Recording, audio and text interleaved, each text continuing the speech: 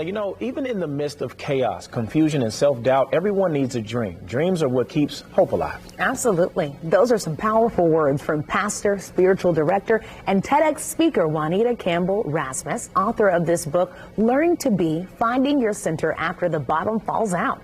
It's the story of her journey out of exhaustion and depression.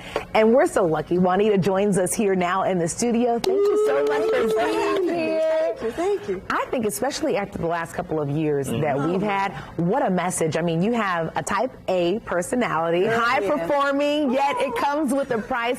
Tell us about the day that your family refers to as the crash. Well, I woke up that morning and prepared breakfast. My husband and I co-pastored a church. We still do after 30 years. We started 30 years ago with 9 people, and the church at that point had grown to about 3,500. Wow. And so the only meal we really had together was breakfast.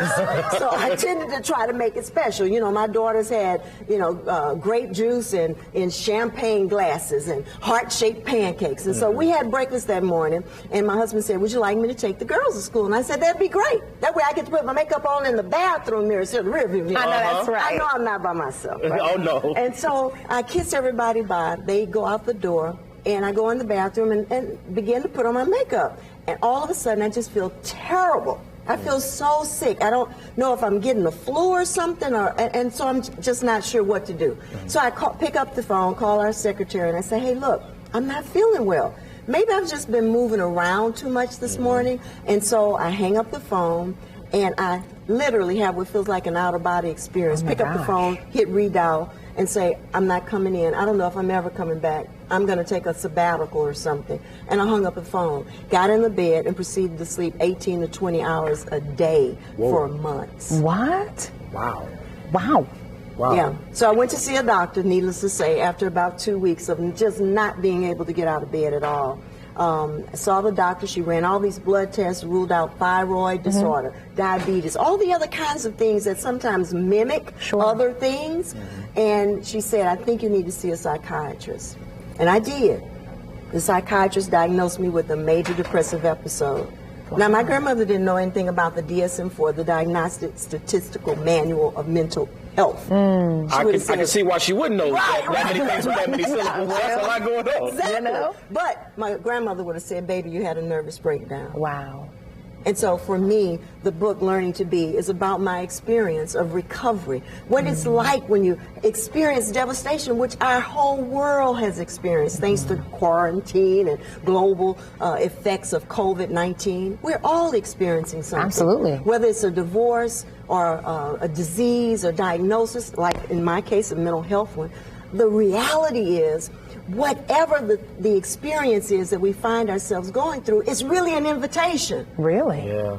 It's an invitation. Speaking of invitation, let's talk about this book a little bit. In your book, you talk about transformation. You talk about the 3 T's. Yes. What are those 3 T's? The 3 T's. Number 1, tune in. Most of us have an experience, a disaster, divorce, whatever. We want to hide. We want to turn down the volume in our life. The first is tune in. Tune into the still small voice. How is the voice within you, the life within you speaking?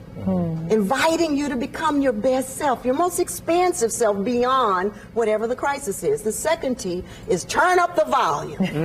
Participation. All right? Participate in your life. Notice what you're noticing. Notice places of longing where life is inviting you to be more than you've ever imagined. Notice places of discontentment where you're saying to yourself, I just can't keep doing this like this. Pay attention. Notice what you're noticing. Turn up the volume of participation in your own life. The last T, transformational willingness. Stay open and willing to receive and to give love, no matter what the circumstance, because there's always a way that love is seeking to be manifested, no matter what you're going through. There's a seed of good in everything, no matter how bad it may seem. And how does gratitude go into all of that? I'm glad you asked. Here's the thing. This is what I came to realize, that every day I have a choice of how I start my day. I can start it going, oh my God. Or I can start it saying, oh boy, I'm so grateful that I slept well last night, or that I had a roof over my head. You know, when we look at the Ukrainian war, we can say, I'm so grateful I had a roof over my head, and there were no bombs being fired while I was asleep. I'm grateful that I was able to be kind to my neighbor who always makes so much noise. And, you know, you find ways of counting your blessings. We hear that phrase all the time, but gratitude is in the same frequency with abundance. And I believe that when you find yourself at the bottom, the invitation is for abundance, the next level of living your most expansive life.